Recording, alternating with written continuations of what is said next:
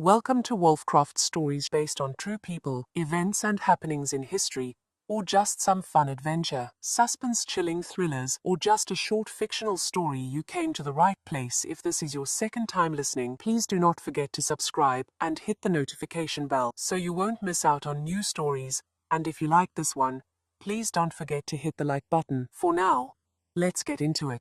3 Weeks Rewrite by KJ GROWLING. Chapter 6. December 6th, Farlink, the tall ones, Mac moving. Day 6, the infrastructure failing, the satellites holding. From KJ GROWLING's private notebook. The phone signal went at 3 a.m. Not the Farlink, the standard network, the towers.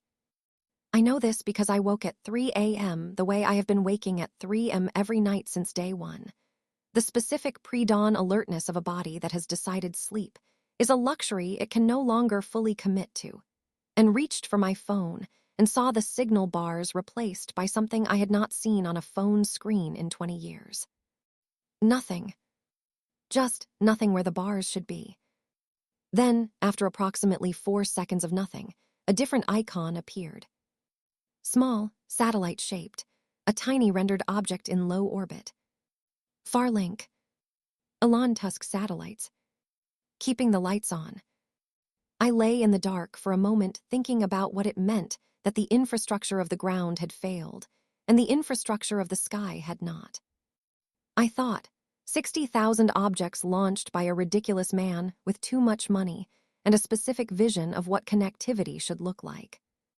I thought, I have called him insufferable 14 times on his own platform. I thought, he is still insufferable. I thought, and yet.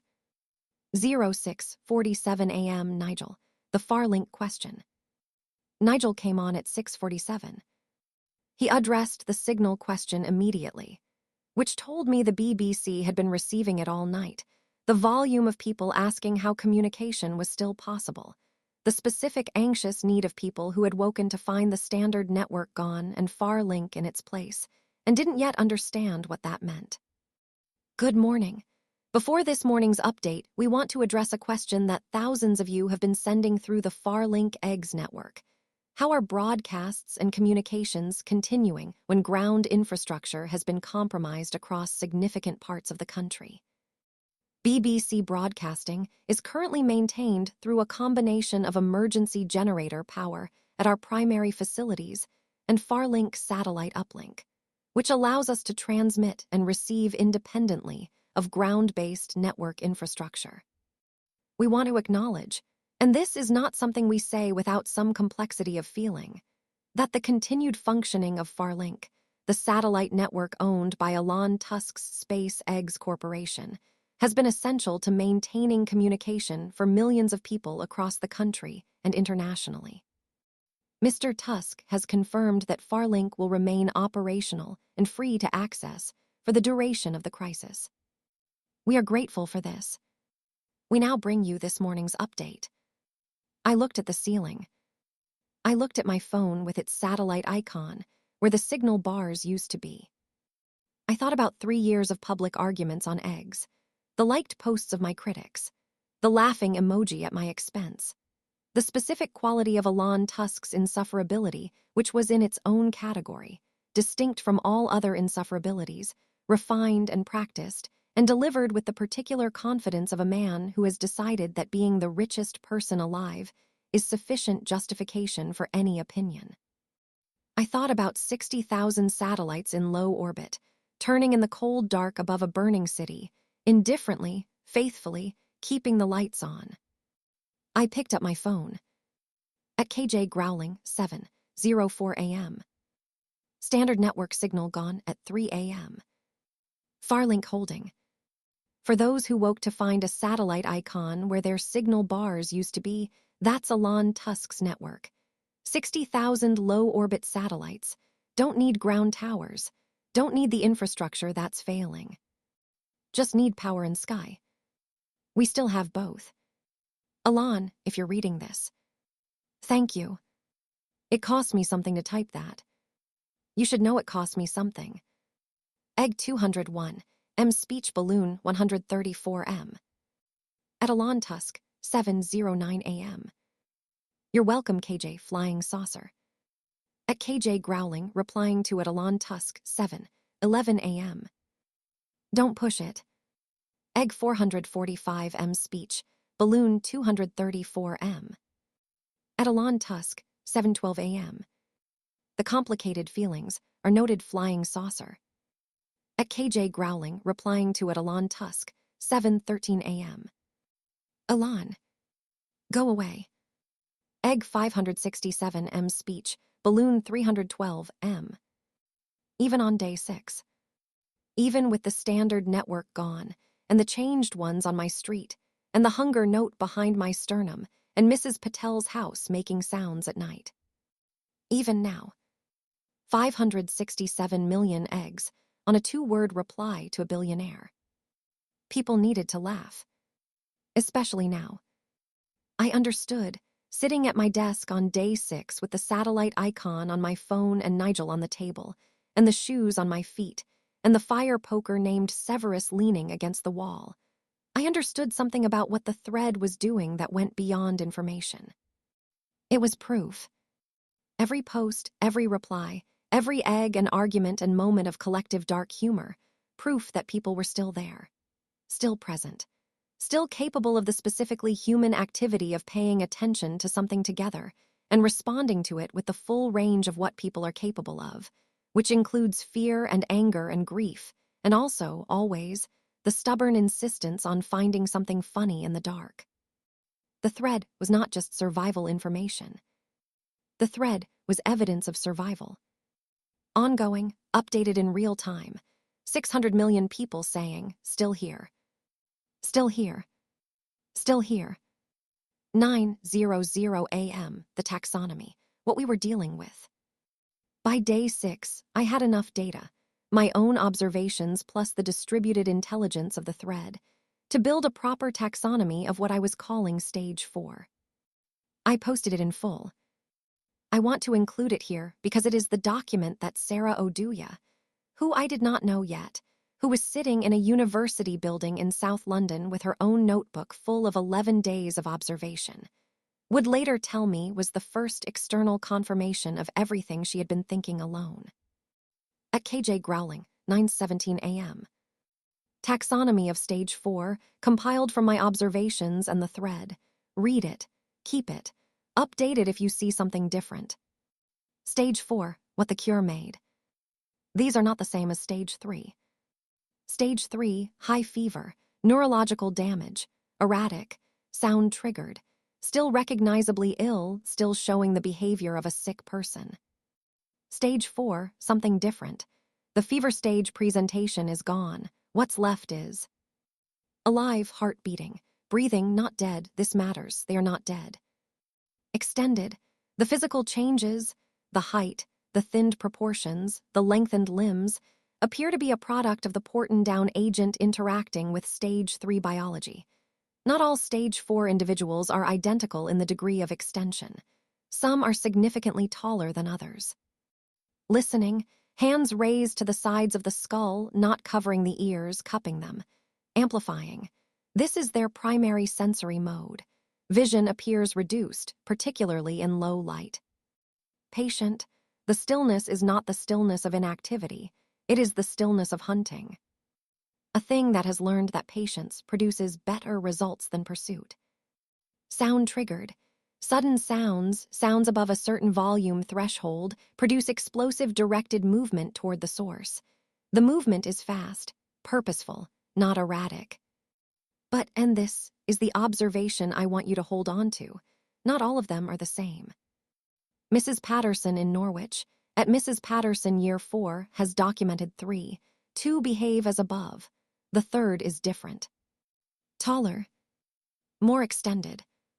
Does not respond to sound triggers in the same way. Watches. Considers. Let a cat walk away.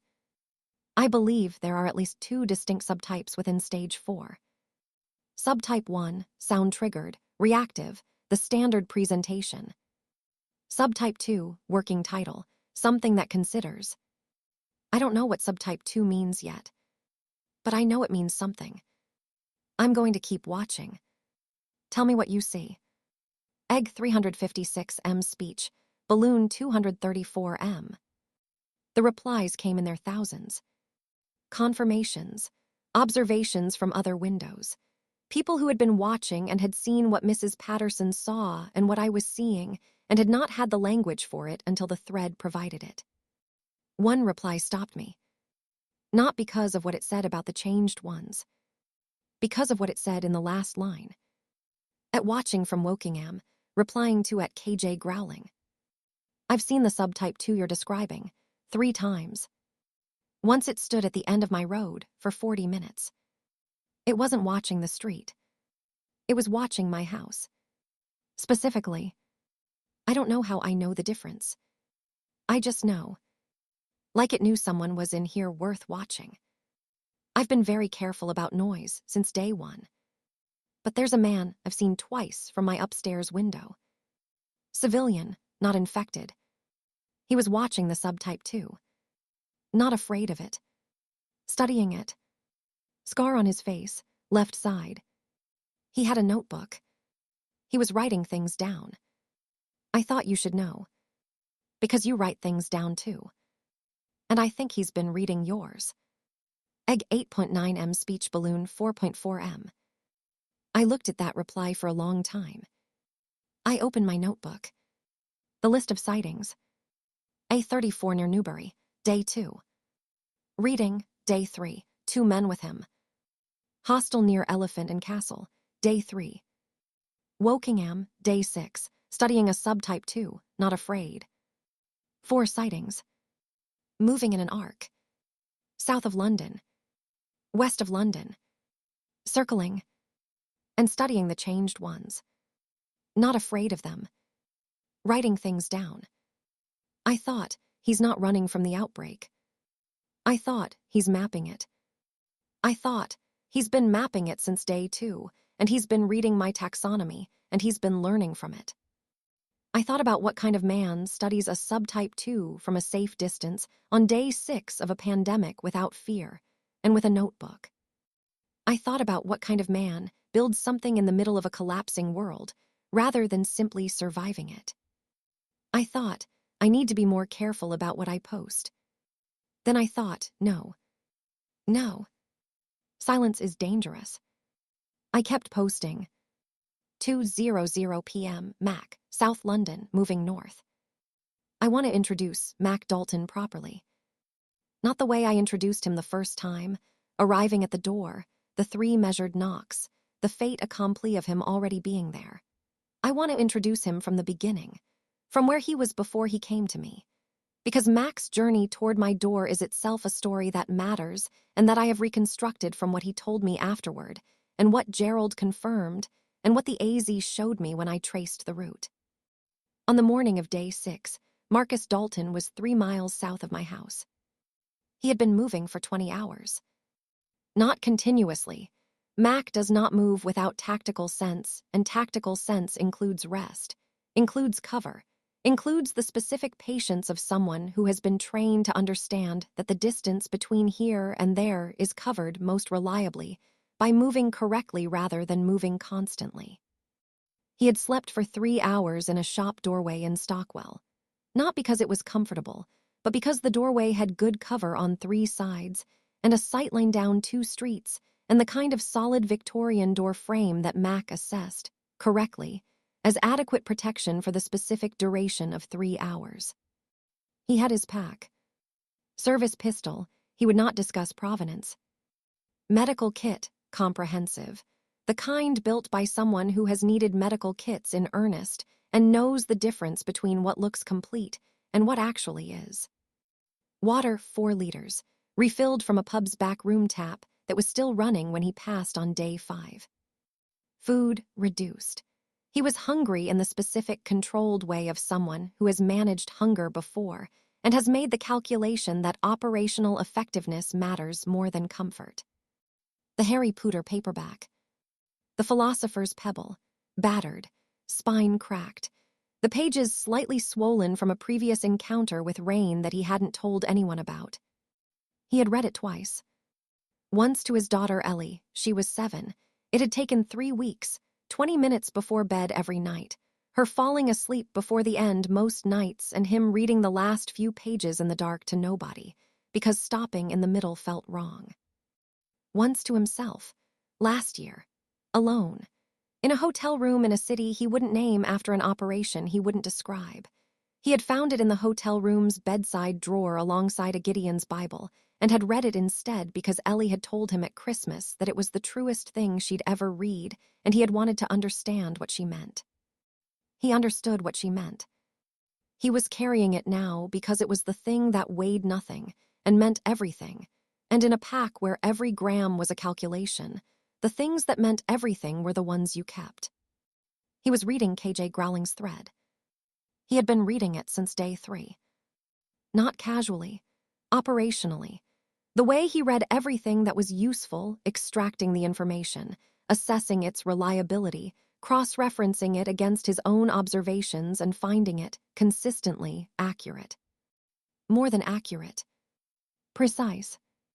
The taxonomy post from this morning, he had read it 3 times, had updated his own mental model of the changed ones against it, had noted the subtype 2 observation and the 4 sightings pattern she had apparently also identified and had thought, she's sharp. He had noted her street address from the day 3 post, where she had mentioned the corner shop. He had planned his route accordingly. He had 3 miles to cover.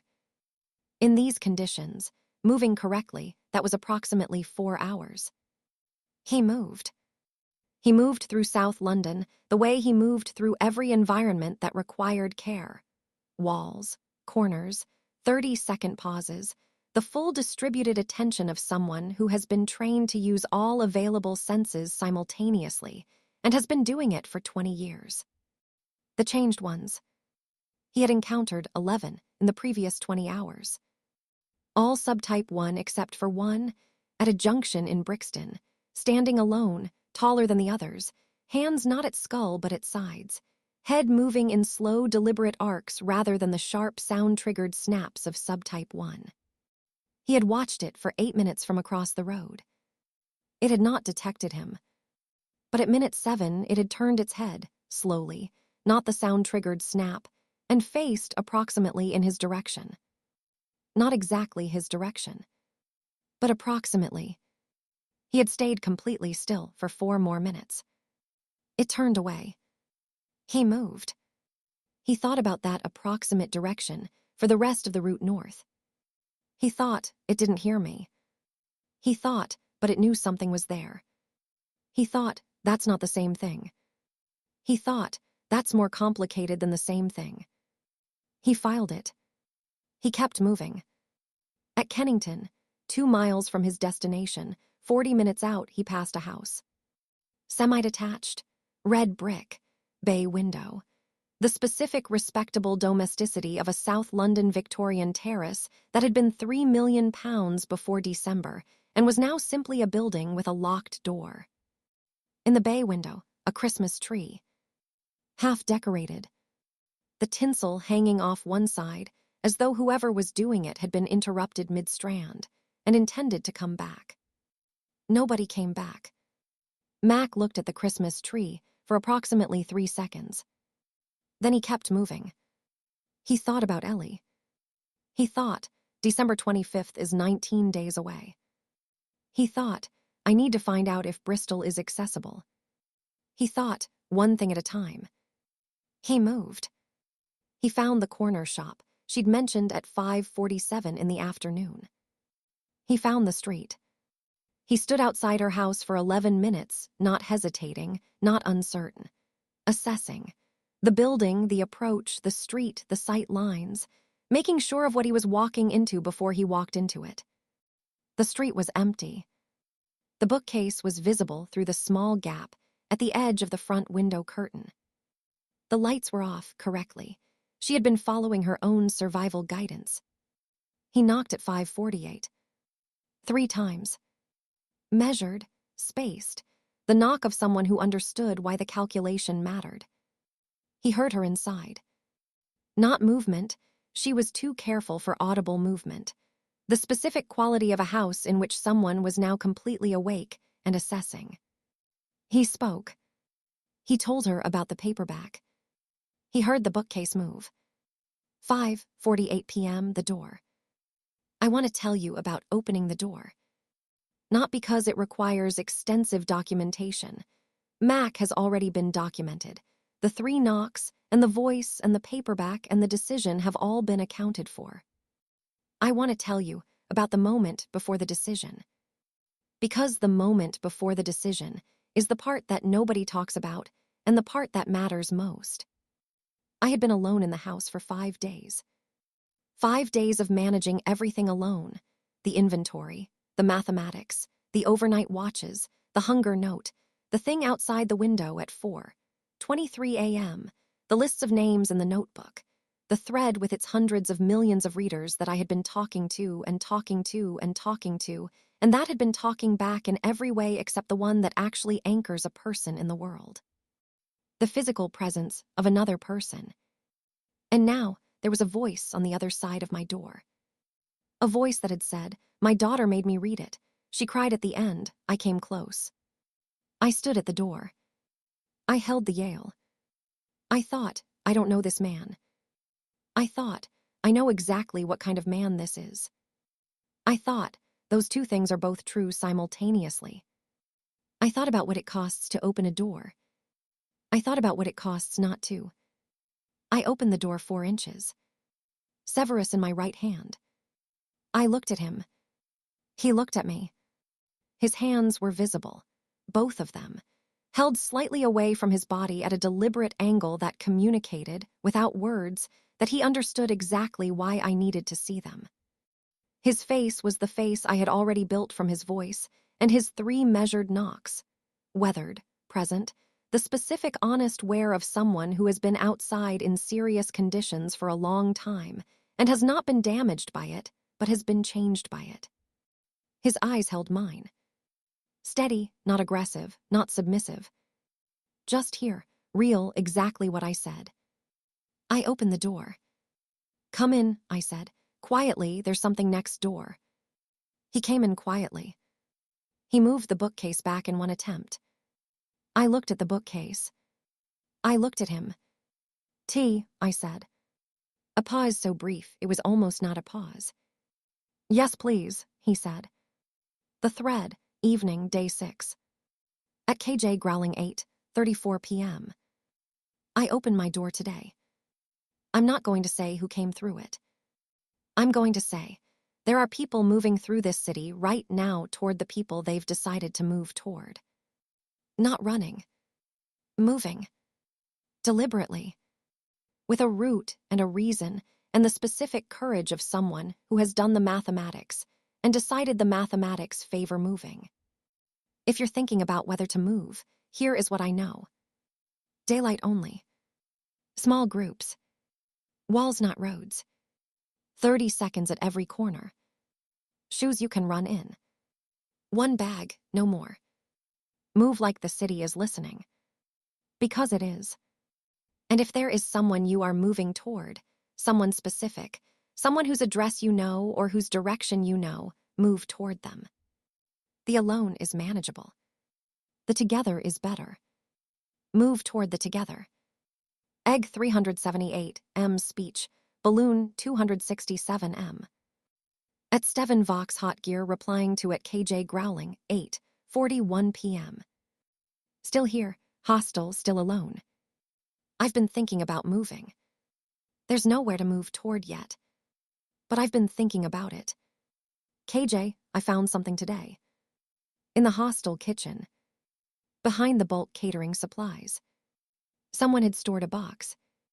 Inside the box, 6 bottles of Worcestershire sauce, 4 tins of anchovies, 2 packets of dried porcini mushrooms, and 1 very small bottle of truffle oil. I don't know who left this. I don't know what they were planning to cook. But I made rice tonight with the Worcestershire sauce and the porcini mushrooms, and it was KJ. It was actually good. Hunger is a strange editor. But so is finding the right ingredients. Egg 4.4 M speech balloon 1.8 M. At KJ GROWLING, replying to it Steven Vox Hotgear. The truffle oil. Save the truffle oil. Trust me. There will be a moment for the truffle oil. You'll know it when it comes. Egg 6.7M speech, balloon 2.3M.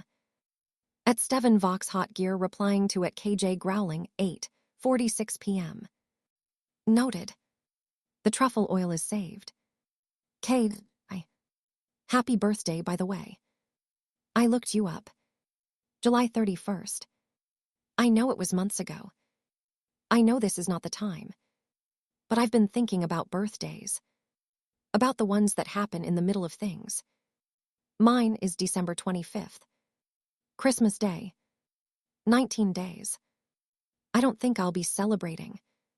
But I'll be here. Which is the same thing, maybe. Egg 8.9M speech balloon 4.2M. I looked at that post for a long time. December 25th. Christmas Day. 19 days.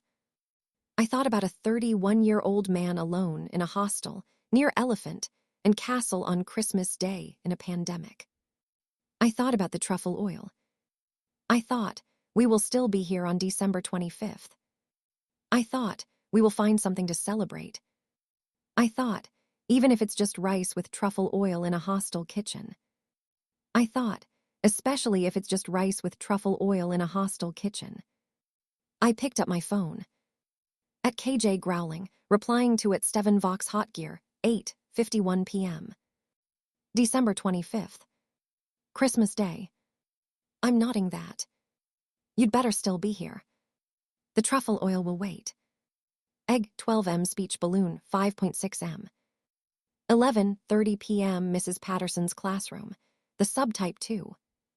The last post of day 6 came not from me, but from Mrs. Patterson in Norwich. She posted it at 11:30 at night.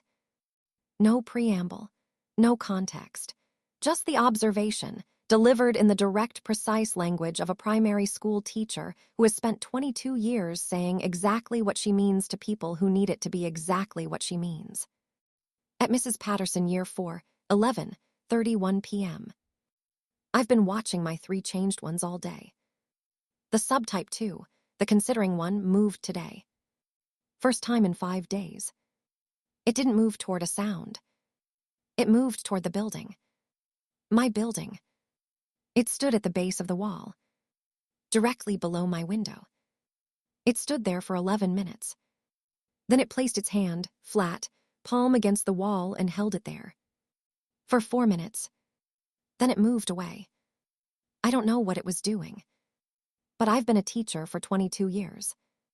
And I know what it looks like when something is trying to communicate. I'm going to keep watching. Egg 14M speech balloon 8.9M. I read this post in the kitchen. Mac was at the window. He had taken the last watch of the night, the specific insistence of someone who does not trust the perimeter to manage itself. I showed him the post. He read it. He looked at the window. Subtype 2, he said. Yes, I said. Trying to communicate. Mrs. Patterson thinks so. A silence. What does it mean? I said. Mac thought about this, with the genuine consideration he gave everything. It means, he said slowly, that our understanding of what stage 4 is incomplete. Yes, I said. It means there's something happening in them that we don't have the vocabulary for yet. Yes. And it means, he said, that whatever is happening, they're aware of us. The kitchen. The dark window. The street outside. They've always been aware of us, I said. That's what the listening is. Not like this, Mac said. The listening is sensory, this is intentional, there's a difference. I looked at him. You sound like a scientist, I said. I sound like someone who has been in enough situations to know the difference between a thing reacting to you and a thing choosing to engage with you, he said. A pause. Which is more dangerous, I said. He looked at the window. Depends on the intention, he said. I posted one last thing before sleep. At KJ GROWLING, 11:58 p.m. End of day 6. Read at Mrs. Patterson Year 4's post above. A subtype 2 placed its hand against the wall of her building tonight. 4 minutes. Then moved away. I don't know what it means. Someone in this building I trust, and I am aware of how quickly trust has been redefined over the last 6 days, says it means something intentional. I think they're right. I think we are going to need to completely revise our understanding of what Stage 4 is. I think the revision is going to be the most important thing that happens in the next chapter of this. I think there is a next chapter. There is always a next chapter. Stay alive. Keep watching. Tell me what you see. KJ. Egg 401M speech, balloon 289M. I put the phone down. I looked at Mac at the window. I looked at Nigel on the table. I looked at the shoes on my feet. I thought about Steven in his hostel making rice with Worcestershire sauce and porcini mushrooms. I thought about December 25th. I thought about the truffle oil. I thought 19 days. I thought we will still be here. I thought we have to be. I thought that's the condition. End of chapter 6. December 6th, day 6. KJ GROWLING's Eggs posts, 22. Peak concurrent readers, 401 million. Farlink up stable, 60,000 satellites, ground network gone. Elon Tusk, thanked, insufferable, both. Mac Dalton, inside, tea drunk, window watched, Ellie's birthday 19 days away, Bristol 40 miles southwest. The Scar, 4 sightings now, arc south and west of London. Moving, mapping, reading the thread. Subtype 2, Mrs. Patterson's classroom. Hand on the wall, 4 minutes, intentional. Steven Vox, rice with Worcestershire sauce and porcini mushrooms. Truffle oil saved. December 25th, 19 days away. The Hunger, building, both of them. Pierre Marchand, named in the record. The Thread, 401 million readers. A distributed intelligence network. The most important document being built in real time by hundreds of eyes. Cole Devereaux, reading, always reading. Wokingham, day 6, studying a subtype 2 without fear. Notebook in hand. Learning. Chapter 7 follows. December 7th, 3 miles the hostel, Steven. In which Mac and KJ move through South London. In which the 3 miles costs something. In which the hostel green door opens before KJ knocks. In which Steven Vox is exactly what the thread suggested and completely surprising anyway. In which the truffle oil is mentioned. And in which, on the egg's thread, a 5th sighting of the man with the scar appears, this time from someone who saw him not alone, not with 2 men, but with 7. If you would like to know more about history on a specific person, time or place, or even just fictional creativity like adventure, horror, zombie survival, take a moment and drop us a comment down below for your request, or send us a mail and the team here at Wolfcroft Stories will be glad to mention your preferred name as to the inspiration to the video to the story. If you enjoyed this story and want to know, learn or listen to more, like these, why not give us a like and subscribe for more. Wishing you a safe and grand week ahead from the team at Wolfcroft Stories.